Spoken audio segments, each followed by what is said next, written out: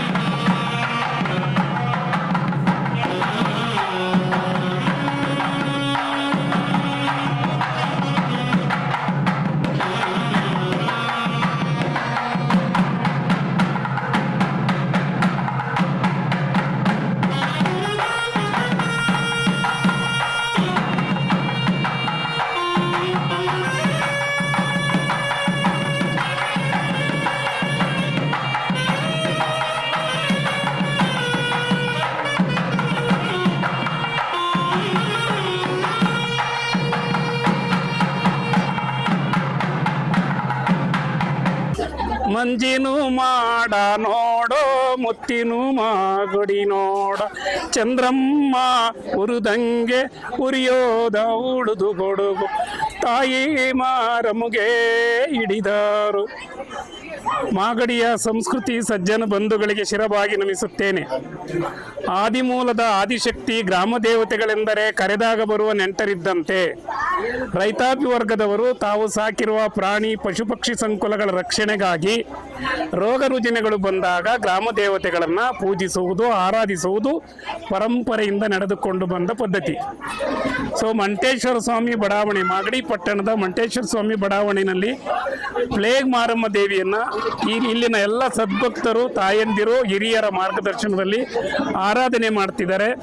ಇವತ್ತು ಉತ್ಸವ ನಡೀತಾ ಇದೆ. ಕರುಣಾಳು ಪ್ಲೇಗ್ ಮಾರಮ್ಮ ದೇವಿ ಸಕಲ ಚರಾಚರ ಜೀವಿ ಜಂತುಗಳಿಗೆ ಕೃಪೆಯನ್ನು ತೋರಲಿ ಅಂತೇಳಿ ಪ್ರಾರ್ಥನೆ ಮಾಡ್ಕೊಳ್ತಾ ಯೋಜನಾ ಪ್ರಾಧಿಕಾರದ ಮಾಜಿ ಅಧ್ಯಕ್ಷರು ಪುರಸಭೆಯ ಮಾಜಿ ಸದಸ್ಯರಾದ MN ಮಂಜುನಾಥ್ರವರು ಪ್ಲೇಗ್ ಮಾರಮ್ಮ ದೇವಿಯ ಬಗ್ಗೆ ಒಂದೆರಡು ಅನಿಸಿಕೆಯನ್ನು ಹಂಚಿಕೊಳ್ಬೇಕಂತೇಳಿ ತಮ್ಮೆಲ್ಲರ ಪರವಾಗಿ ಮನವಿ. ಶ್ರೀ ಪ್ಲೇಗ್ ಮಾರಮ್ಮ ದೇವಾಲಯದ ಮೂರನೇ ವರ್ಷದ ವಾರ್ಷಿಕೋತ್ಸವ ಇಂದು ಅದ್ಧೂರಿಯಾಗಿ ನಡೀತಾ ಇದೆ. ಇದು ಹಿಂದಿನಿಂದಲೂ ನಮ್ಮ ಪೂರ್ವಜರ ಕಾಲದಿಂದಲೂ ಈ ದೇವಸ್ಥಾನ ಚಾಲ್ತಿಯಲ್ಲಿ ಇದ್ದಂಥದ್ದು. ರಸ್ತೆ ಅಗಲೀಕರಣದ ಕಾರಣದಿಂದ ಮುಖ್ಯ ರಸ್ತೆಯಲ್ಲಿದ್ದ ಪ್ಲೇಗ್ ಮಾರಮ್ಮ ದೇವಿಯನ್ನು ಇಲ್ಲಿ ಈ ಮಂಟೇಶ್ವರ ಬಡಾವಣೆಯ ಸಿಎ ಜಾಗದಲ್ಲಿ ನಾವೇನು ಕೇಶಿಪತಿಯಿಂದ ಈ ದೇವಾಲಯವನ್ನು ನಿರ್ಮಾಣ ಆಯಿತು. ಇವತ್ತು ಈ ಜಾಗಕ್ಕೆ ಬಂದು ಇಂದು ಮೂರನೇ ವರ್ಷದ ಪ್ಲೇಗ್ ಮಾರಮ್ಮ ದೇವಿಯ ಜಾತ್ರಾ ಮಹೋತ್ಸವವನ್ನು ಈ ಬಡಾವಣೆ ಹಾಗೂ ಎಲ್ಲ ಪಟ್ಟಣದ ಜನರ ವಿಶ್ವಾಸ, ಆ ತಾಯಿಯ ಮೇಲೆ ಇರೋ ಭಕ್ತಿ ಎಲ್ಲರೂ ಕೈ ಜೋಡಿಸಿ ಇವತ್ತಿನ ಜಾತ್ರೆ ಯಶಸ್ವಿಯಾಗಿ ನಡೀತಾ ಇದೆ. ಹಾಗೆ ಹಿಂದೆ ಹೇಳಿದಾಗೆ ಒಂದು ಪ್ರತೀತಿ ಇತ್ತು. ಮುಂಚೆ ಅವತ್ತಿನ ಕಾಲದಲ್ಲಿ ಒಂದು ಪ್ಲೇಗ್ ಬರ್ತಾ ಇತ್ತು, ಊರೇ ತೀರೋಗ್ತಾ ಇತ್ತು ಅಂದಾಗ ಯಾರೋ ನಮ್ಮ ಹಿಂದಿನ ಕಾಲದಲ್ಲಿ ಆ ದೇವ್ರನ್ನ ಪ್ರತಿಷ್ಠಾಪನೆ ಮಾಡಿತ್ತು. ಅವತ್ತಿಂದ ಈ ದೇವರಿಗೆ ಮಕ್ಕಳ ಏನೇ ಹುಷಾರಿಲ್ಲ ಅಂದ್ರೂ ಮಕ್ಕಳಿಗೆ ಬಂದು ಮೊಸರು ಹಾಕೊಂಡು ಪೂಜೆ ಮಾಡ್ಕೊಂಡು ಹೋಗೋ ಪ್ರತೀತಿ ನಡೀತಾ ಇದೆ. ಅದೇ ರೀತಿ ಎಲ್ಲ ವರ್ಗದ ಎಲ್ಲ ಜನಗಳ ಸಹಕಾರದಿಂದ ಇದು ಮೂರನೇ ವರ್ಷದ ಯಶಸ್ವಿಯಾಗಿ ಜಾತ್ರಾ ಮಹೋತ್ಸವ ನಡೀತಾ ಇದೆ. ನೋಡಿ, ಪ್ಲೇಗ್ ಮಾರಮ್ಮ ದೇವಸ್ಥಾನದ ಬಳಿ ಒಂದು ವೀರ್ಗಲ್ಲಿದೆ. ಯುವಕರೇ ಇರೋದ್ರಿಂದ ವೀರಗಲ್ಲುಗಳು ಅಂದ್ರೆ ಹಿಂದೆ ಗ್ರಾಮಗಳಿಗೆ ಕಾಡಮೃಗಗಳು, ಹುಲಿ, ಸಿಂಹ ಬೇರೆ ಬೇರೆ ದಾಳಿ ಮಾಡ್ತಿತ್ತು.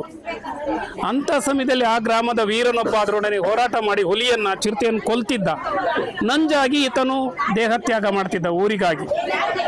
ಮತ್ತೆ ಹಸುಗಳನ್ನು ಕದಿಯೋರು, ಹಸುವನ್ನು ಬಿಡಿಸ್ಕೊಳ್ಳೋಕ್ಕೂ ಕೂಡ ಹೋರಾಟ ಮಾಡೋರು. ಇದೇ ಗ್ರಾಮದವನು ಯಾರೋ ಒಬ್ಬ ವೀರಾದಿ ವೀರ ಹೋರಾಟ ಮಾಡಿದಂತರ ಸಂಕೇತವಾಗಿ ವೀರಕಲ್ಲುಗಳನ್ನು, ಮಾಸ್ತಿಗಲ್ಲುಗಳನ್ನು ನೆಟ್ಟಿರ್ತಾರೆ. ಇದಕ್ಕೆ ಚರಿತ್ರೆ ಇದೆ.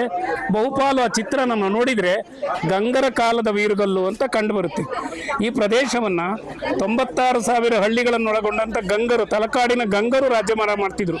ಇವತ್ತೇನು ನಾವು ಗಂಟೆಗಾರರು ಅಂತೀವಲ್ಲ, ಮೂಲ ಪುರುಷರು. ಹಾಗಾಗಿ ಈ ದೇವಸ್ಥಾನಕ್ಕೊಂದು ಚರಿತ್ರೆ ಇದೆ. ಮಾಗಡಿ ಯೋಜನಾ ಪ್ರಾಧಿಕಾರದ ಸದಸ್ಯರು ಸಹೋದರ ಕೃಷ್ಣಪ್ಪ ಅವರು ಪ್ಲೇಗ್ ಮಾರಮ್ಮ ದೇವಿಯ ಈ ಉತ್ಸವದಲ್ಲಿ ತಮ್ಮ ಅನಿಸಿಕೆಗಳನ್ನು ಹಂಚಿಕೊಳ್ಬೇಕಂತೇಳಿ ಮನವಿ. ತಾಯಿ ಪ್ಲೇಗ್ ಮಾರಮ್ಮನಿಗೆ ಮೊದಲಿಗೆ ವಂದಿಸ್ತಾ ಈ ಕಾರ್ಯಕ್ರಮವನ್ನು ಬಹಳ ಅಚ್ಚುಕಟ್ಟಾಗಿ ವ್ಯವಸ್ಥಿತವಾಗಿ ಎಲ್ಲ ನಮ್ಮ ಏರಿಯಾದ ಮಯೂರ ನಗರ ಮತ್ತು ಉಮಾಪತಿ ಬಡಾವಣೆಯ ಎಲ್ಲ ನಮ್ಮ ಹಿರಿಯರು, ಕಿರಿಯರು, ಹುಡುಗರು ಎಲ್ಲರೂ ಸೇರಿ ಭಾಳ ಅದ್ದೂರಿಯಿಂದ ಆಚರಿಸಿದ್ದೀವಿ. ಅದಕ್ಕೆ ಮೊದಲಿಗೆ ಅವರಿಗೆ ಕೃತಜ್ಞತೆ ತಲುಪಿಸ್ತೀನಿ. ಹಾಗೆ ಈ ತಾಯಿ ಊರೂರೇ ಬಿಟ್ಟು ಪ್ಲೇಗ್ ಬಂದಾಗ ಊರೇ ಖಾಲಿ ಮಾಡ್ತಿದ್ರು. ಅಂಥ ಟೈಮಲ್ಲಿ ನಮ್ಮ ತಾತ ಮುತ್ತಾತ ನಮ್ಮ ತಂದೆಯವರೆಲ್ಲ ಹೇಳೋರು, ಈ ಪ್ಲೇಗ್ ಮಾರಮ್ಮನ್ನ ಪ್ರತಿಷ್ಠಾಪನೆ ಮಾಡಿದ್ಮೇಲೆ ಈ ಕಾಯಿಲೆ ಎಲ್ಲ ಹೋಯ್ತು. ಅವಾಗೆಲ್ಲ ಊರಿಂದ ಆಚೆ ನಮ್ಮ ಊರೂರೇ ಖಾಲಿ ಮಾಡಿ ಸೋಮೇಶ್ವರ ದೇವಸ್ಥಾನದಲ್ಲಿ ಇರೋರಂತೆ. ಆ ಸಮಯದಲ್ಲಿ ಮಾಗಡಿಲಿ ಒಬ್ಬ ಹೊಸ ಶೇಟ್ರು ಅಂತ ಇದ್ರು. ಅವರು ಈ ಊರಿನ ಜನಕ್ಕೆಲ್ಲ ಗಂಜಿ ಕೊಡೋರಂತೆ. ಆ ರೀತಿ ಇರೋ ಟೈಮಲ್ಲಿ ಈ ಅಮ್ಮನ್ನ ಪ್ರತಿಷ್ಠಾಪನೆ ಮಾಡಿಸಿ ಅವರು ಸಹ ಈ ಅಮ್ಮನಿಗೆ ಒಕ್ಕಲು ಅಂತ ಹೇಳ್ತಾರೆ. ಹಾಗೆ ನಮ್ಮ ತಾತ, ನಮ್ಮ ತಂದೆ ಅವರೆಲ್ಲ ನಮಗೆ ಹೇಳಿದ ನೆನಪು.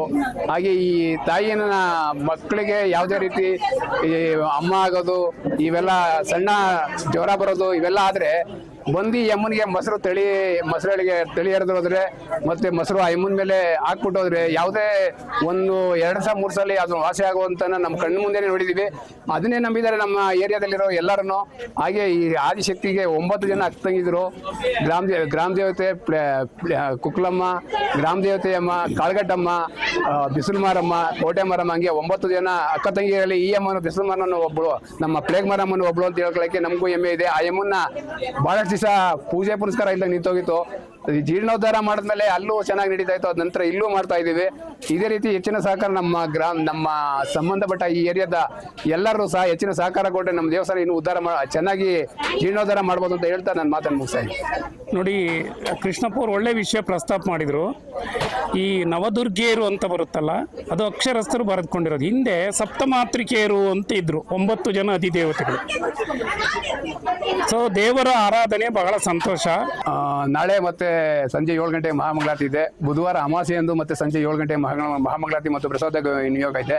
ಈ ದಿನದ ಸೇವಕರ್ತರು ಬಿ ವಿ ಜಯರಾಮ್ ಅವರು ಮತ್ತು ನಾಳೆಯ ಸೇವಕರ್ತರು ಎಸ್ ಡಿ ಗಿರೀಶ್ ಅವರು, ಅವರಿಗೆ ಭಗವಂತ ಆರೋಗ್ಯ ಆಯುಷ್ ಕೊಡಲಿ ಅಂತ ನಾವೆಲ್ಲ ನಮ್ಮ ದೇವಸ್ಥಾನ ಸಮಿತಿಯಿಂದ ಅವ್ರು ಕೇಳ್ಕೊಳ್ತಾ ಇದ್ದೀವಿ. ಇದು ಇವತ್ತಿನ ಮಾಗಡಿಯ ಸುದ್ದಿ ಸಮಾಚಾರ. ನಿರಂತರ ಸುದ್ದಿ ಸಮಾಚಾರಕ್ಕೆ ವೀಕ್ಷಿಸಿ ನಿಮ್ಮ GTV ನ್ಯೂಸ್ ಕನ್ನಡವನ್ನು. ವಂದನೆಗಳು.